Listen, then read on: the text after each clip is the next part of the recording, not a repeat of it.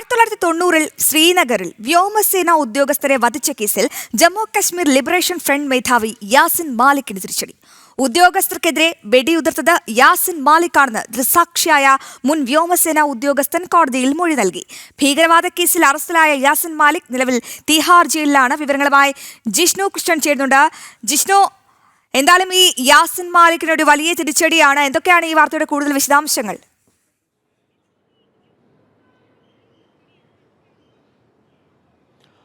അശ്വതി, 35 വർഷങ്ങൾക്ക് ശേഷമാണ് ഈ കേസുമായി ബന്ധപ്പെട്ട് വിചാരണ ഒരു വഴിത്തിരിവിലേക്ക് എത്തിയിട്ടുള്ളത്. 1990-ൽ 88, 89, 90 കാലഘട്ടങ്ങളിലെ കശ്മീരിലെ അവസ്ഥ നമുക്കറിയാം. അവിടെയും തീവ്ര ഇസ്ലാമിക സംഘടനകൾ യാസിൻ മാലിക്കിൻ്റെ ജമ്മു കശ്മീർ ലിബറേഷൻ ഫ്രണ്ട് ഉൾപ്പെടെയും കശ്മീരി പണ്ഡിറ്റുകളെ കശ്മീർ താഴ്വരയിൽ നിന്ന് തുരത്തി ഓടിച്ചുകൊണ്ട് ഒന്നുകിൽ ഇവിടം വിടുക, പലായനം ചെയ്യുക, അതല്ലെങ്കിൽ മതം മാറുക, അതല്ലെങ്കിൽ കൊല്ലപ്പെടുക എന്ന മുദ്രാവാക്യം ഉയർത്തിക്കൊണ്ട് കശ്മീരിൽ അശാന്തി പടർത്തിയ സമയത്താണ് 1990-ലാണ് ജനുവരിയിൽ യാസിൻ മാലിക് ഉൾപ്പെടെയുള്ളവർ അവിടെ വ്യോമസേന ഉദ്യോഗസ്ഥരെ കൊലപ്പെടുത്തുന്നത്. 4 ഉദ്യോഗസ്ഥർ അന്ന് കൊല്ലപ്പെട്ടു, നിരവധി പേർക്ക് പരിക്കേറ്റിരുന്നു. പക്ഷേ പിന്നീട് അതുമായി ബന്ധപ്പെട്ടൊരു കൃത്യമായ അന്വേഷണം നടന്നില്ല. കേന്ദ്ര സർക്കാർ യാസിൻ മാലിക്കിനെ ഡൽഹിയിൽ വിളിച്ചു വരുത്തി സ്വീകരണം നൽകിയതുൾപ്പെടെ അന്നത്തെ പ്രധാനമന്ത്രിയും മൻമോഹൻ സിംഗ് യാസിൻ മാലിക്കിനെ സ്വീകരിച്ച് ആനയിക്കുന്ന ദൃശ്യങ്ങളും അല്ലെങ്കിൽ അത്തരത്തിലുള്ള സംഭവങ്ങൾ വരെ ഉണ്ടായിരുന്നു. പിന്നീട് 2014 ശേഷമാണ് കൃത്യമായൊരു അന്വേഷണം തന്നെ ഈ വിഷയത്തിൽ നടന്നിട്ടുള്ളത്.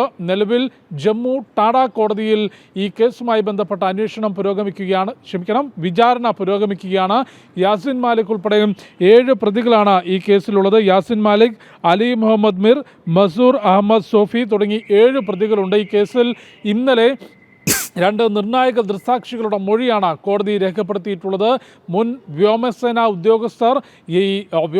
ഉദ്യോഗസ്ഥർക്ക് നേരെ 1990-ൽ ശ്രീനഗറിൽ വെടിയുതിർത്തത് ജമ്മു കശ്മീർ ലിബറേഷൻ ഫ്രണ്ടിൻ്റെ മേധാവിയും ഭീകരനുമായിട്ടുള്ള യാസിൻ മാലിക് തന്നെയാണ് എന്ന് തിരിച്ചറിയുകയും മൊഴി രേഖപ്പെടുത്തുകയും ചെയ്തിട്ടുണ്ട്. യാസിൻ മാലിക് ഉൾപ്പെടെയുള്ള പ്രതികളെ വീഡിയോ കോൺഫറൻസിലൂടെയാണ് കോടതിയിൽ ഹാജരായിട്ടുള്ളത്. നിലവിൽ ഭീകരവാദ കേസുമായി ബന്ധപ്പെട്ട് അറസ്റ്റ് ചെയ്തിട്ടുള്ള യാസിൻ മാലിക് തിഹാർ ജയിലിൽ കഴിയുകയാണ്. യാസിൻ മാലിക് ഉൾപ്പെടെ 4 പ്രതികളെ വീഡിയോ കോൺഫറൻസ് വഴിയാണ് ഇന്നലെ കോടതിയിൽ ഹാജരാക്കിയത്. ആ കോടതി നടപടികളിൽ യാസിൻ മാലിക് തന്നെയാണ് വ്യോമസേന ഉദ്യോഗസ്ഥർക്ക് നേരെ വെടിയുതിർത്തത് എന്ന ശക്തമായ മൊഴിയാണ് ദൃക്സാക്ഷിയായിട്ടുള്ള മുൻ വ്യോമസേന ഉദ്യോഗസ്ഥൻ കോടതിയിൽ നൽകിയിട്ടുള്ളത്. വിചാരണയിൽ പ്രോസിക്യൂഷൻ പരമാവധി ശിക്ഷയായിട്ടുള്ള വധശിക്ഷയാണ് യാസിൻ മാലിക് ഉൾപ്പെടെയുള്ള പ്രതികൾക്ക് നൽകണം എന്ന് കോടതിയിൽ വാദിച്ചിട്ടുള്ളത്. ഏതായാലും വിചാരണ നടപടികൾക്കൊടുവിൽ ടാഡ കോടതി എന്തു വിധി ഈ കേസിൽ നിർണ്ണയിക്കും, എന്ത് വിധി പ്രസ്താവം പുറപ്പെടുവിക്കും എന്നുള്ളതേറെ നിർണായകമാകും.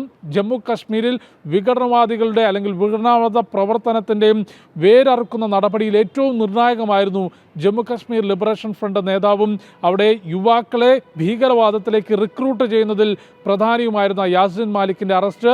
അത് നിരവധി കേസുകളിൽ ഇയാൾക്കെതിരെ നിലവിൽ ചുമത്തപ്പെട്ടിട്ടുണ്ട്. അതിൽ ഏറ്റവും പ്രധാനപ്പെട്ടതാണ് 1990-ൽ വ്യോമസേന ഉദ്യോഗസ്ഥരുടെ കൊലപാതകം. ആ കേസിലാണ് നിർണായകമായിട്ടുള്ള സാക്ഷിമൊഴി രേഖപ്പെടുത്തിയിട്ടുള്ളത്. അശ്വതി. തീർച്ചയായും ജിഷ്ണു. എന്തായാലും യാസിൻ മാലിക്കിന് തിരിച്ചടിയായിരിക്കുകയാണ്. വ്യോമസേന ഉദ്യോഗസ്ഥനെ കൊലപ്പെടുത്തിയത് യാസിൻ മാലിക് തന്നെയാണെന്നുള്ള വ്യോമസേന ഉദ്യോഗസ്ഥന്റെ മൊഴിയാണ് അദ്ദേഹത്തിന് കുരുക്കായിരിക്കുന്നത്.